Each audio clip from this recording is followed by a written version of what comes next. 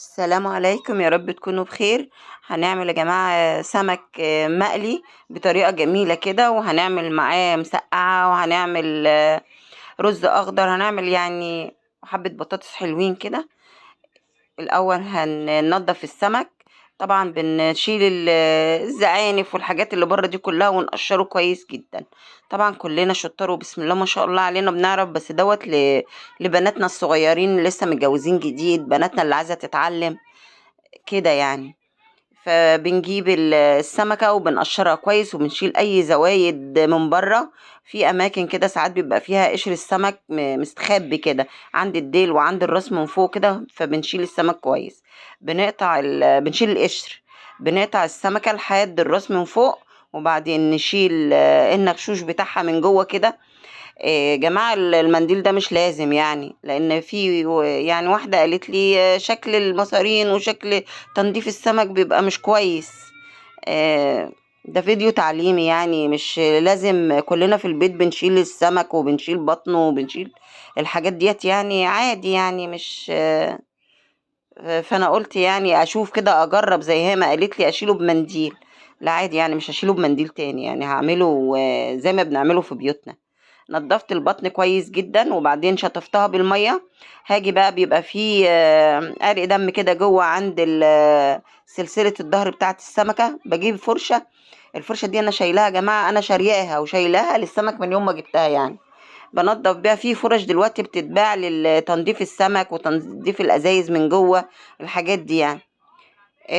فانا جبت الفرشه ومسكت بسم الله ما شاء الله من جوه كده السلسله بتاعه ظهر السمكه، وغسلتها كويس جدا طلعت بتنضف يا جماعه وما بتخليش اي حاجه.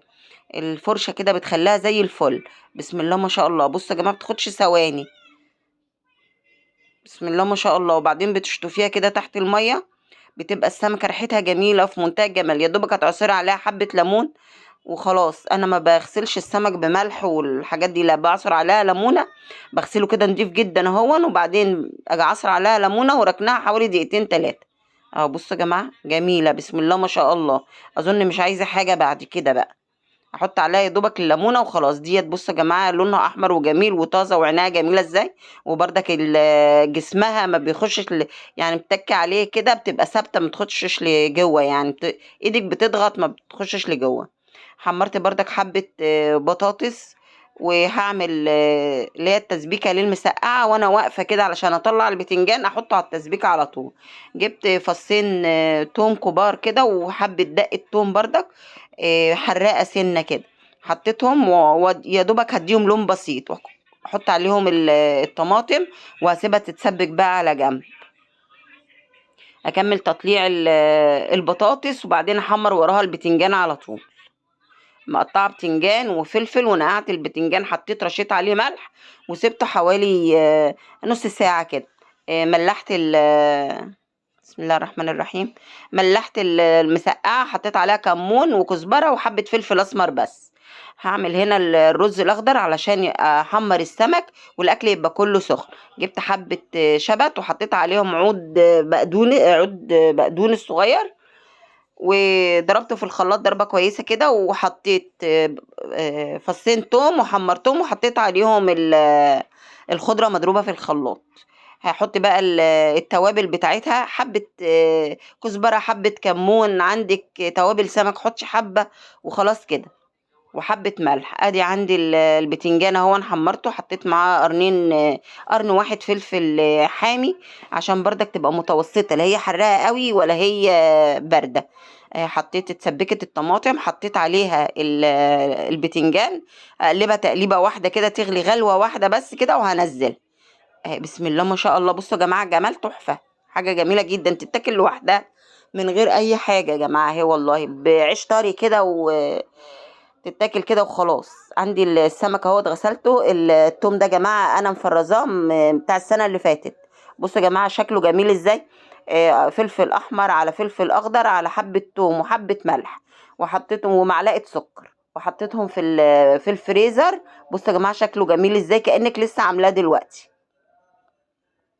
الوصفة دي موجودة على القناة، اللي هي تفريز الفلفل الأخضر بالثوم بالدقة يعني بحالها، موجودة على القناة.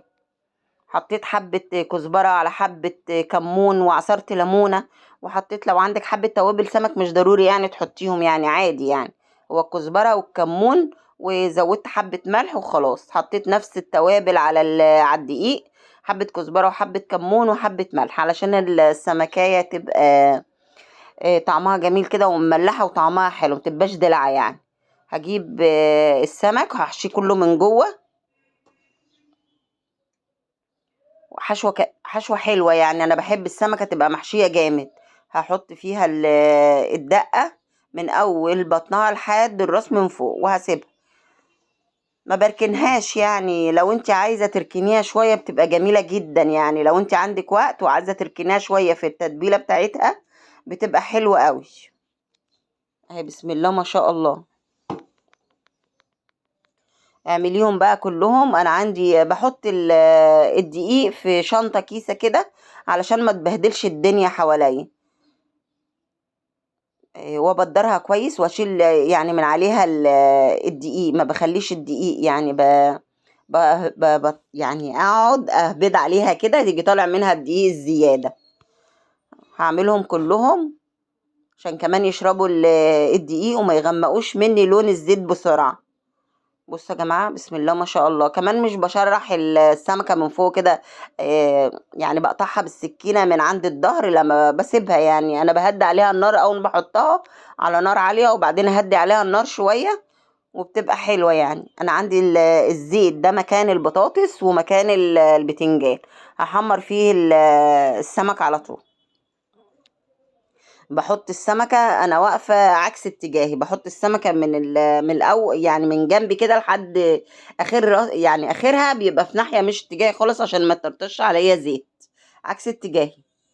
بصوا يا جماعة بسم الله ما شاء الله. بحمرها ما بتاخدش وقت، وبهدي عليها النار شوية يعني عشان تطيب بسرعة.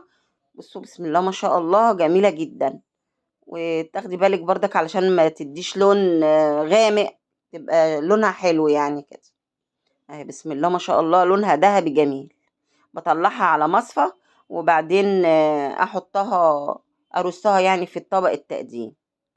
اهي بسم الله ما شاء الله.